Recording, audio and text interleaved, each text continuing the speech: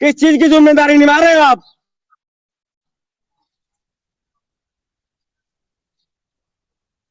क्या पुलिस है? क्या आप हो? क्या कुछ नहीं कर रहे हो कुछ भी? किसकी इज्जत लुटने दो, जो मारा जाए मारे दो।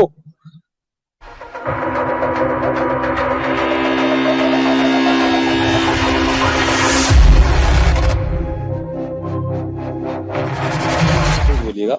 ये नीतू के पापा है भैया। नाम आपका? थोड़ा माइक ले आओ ऊपर, माइक ऊपर। भैया दुर्गेश नाम है, बताइए जी। क्या बोले। जो हुआ, देखिए हमारा साइबर सिपाही परिवार इस दुख की घड़ी में आपके साथ खड़ा है। कोई सहयोग मिल नहीं रहा है सर। अब मिलेगा, वादा है, अब मिलेगा। क्या ये गाड़ियां हमें सहयोग देंगी? मेरी बेटी देंगी? ये बेटियां, इनको बेटी सम्मान मिलेगा?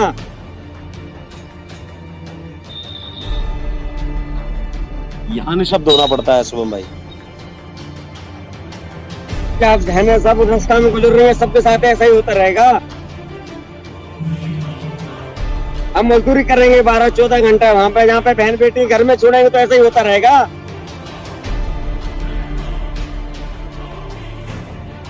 किस चीज की जिम्मेदारी निभा रहे हो आप?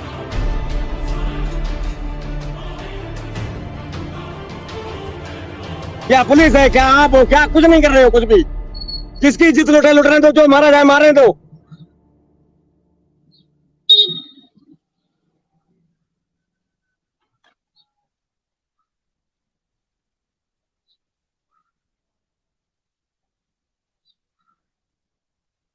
यहाँ पर निशब्द हैं सब।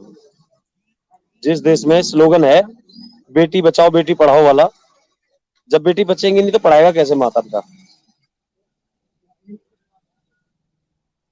इनकी पीड़ा इस समय कोई नहीं समझ सकता शुभम भाई।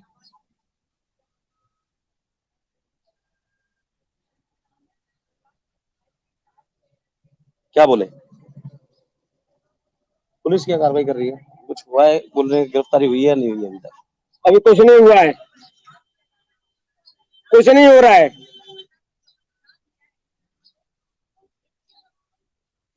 एक बेटा और बेटी और खो दूंगा मैं, कुछ नहीं होगा।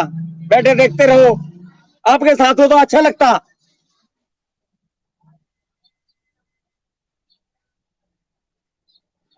यहाँ पर एक चीज था कि लड़की ने शादी के लिए मना किया, इसलिए उसको मार डाला उसने।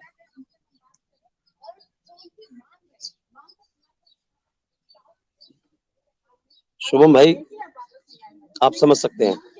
मैं समझ सकता हूँ, लेकिन वही बात है, अभी हम कहना नहीं चाहते ये सारी बातें विनोद भाई। बात इसमें ये भी समझने की है, 5 साल से इनके संबंध चल रहे थे।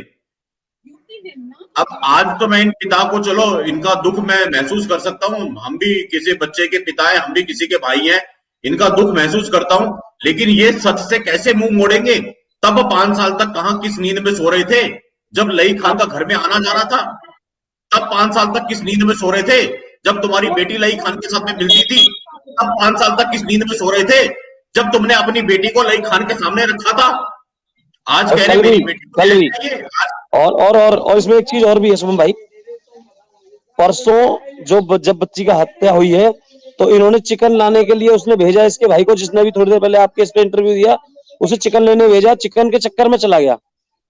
बताओ, ये बातें मैं इसलिए नहीं बोल रहा कि चलो कोई बात नहीं, हमारे अपने हिंदू समाज की एक बेटी गई है आज ये आके, लेकिन चलो हम सम्मान करते हैं, लेकिन ये कड़वी बातें हमारे लोगों को मालूम होनी चाहिए कि मैंने कल भी कहा था, दिल में पाली दोस्ती मुझे क्या मालूम था। अरे दिल में पाली दोस्ती मुझे क्या मालूम था, मेरी आस्तीन में एक सांप भी पलता रहा।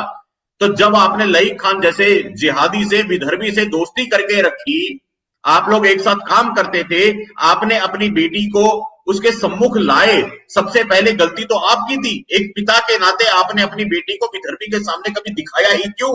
और 5 साल से आपके घर में आना जाना था लईक खान का, उन 5 वर्षों में क्या आपको एहसास नहीं हुआ कि मेरी सगी बेटी एक जिहादी के सामने रोज जा रही है, एक दिन वो मेरी बेटी का शिकार करेगा?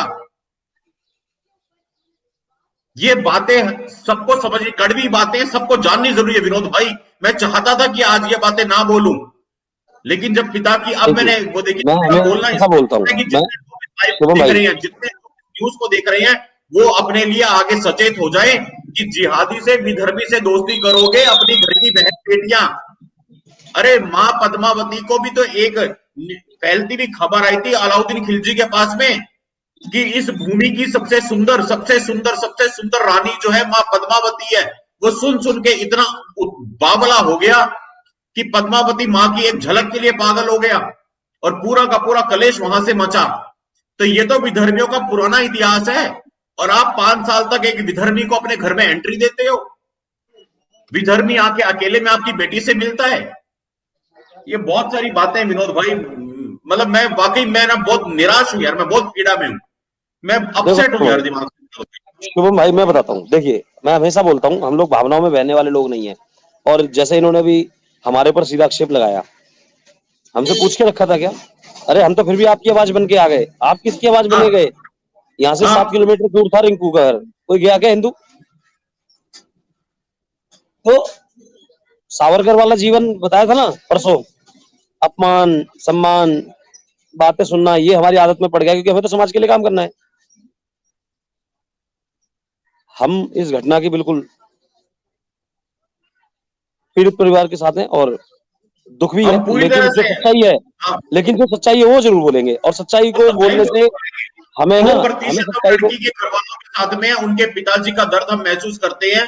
मैं बिल्कुल दिल पे हाथ रख के बोलता हूँ, इस बाप ने जो कुछ बोला हमें इतना सा भी कोई चीज का वो मलाल नहीं है। हम पूरी तरह उस पिता का सम्मान करते हैं क्योंकि जिस बाप ने अपनी जवान बेटी खोई है, जवान भी का नाबालिग बेटी खोई है, उस बाप का दर्द सिर्फ वो बाप समझ सकता है। कोई शुभम मंगला, कोई विनोद, कोई जितेंद्र, कोई मुकेश, कोई सुरेश, कोई महेश, कोई नरेश, कोई राम श्याम घनश्याम किशन, जितने भी लोग हैं, अश्वनी भाई, विकास भाई, अनुराग भाई, गुरमीत भाई जो इस लाइव को देख रहे हैं, शायद हम वो दर्द नहीं समझेंगे, वो बाप ही दर्द समझता है। लेकिन हाँ, इस सत्य को स्वीकारना पड़ेगा कि आपने 5 साल तक उस जिहादी को अपने घर में एक्सेस दिया।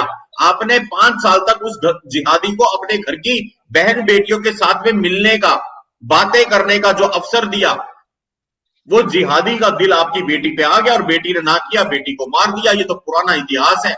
इस इतिहास को हर हिंदू को समझना चाहिए। आज इस पिता की हालत देख करके ही संभल जाओ जितने लोग नहीं संभले हैं। किसी भी विधर्मी से, किसी भी जिहादी से किसी भी तरह का रिश्ता मत रखो, मत रखो, मत रखो। मैं सिर्फ इतना कह सकता हूं।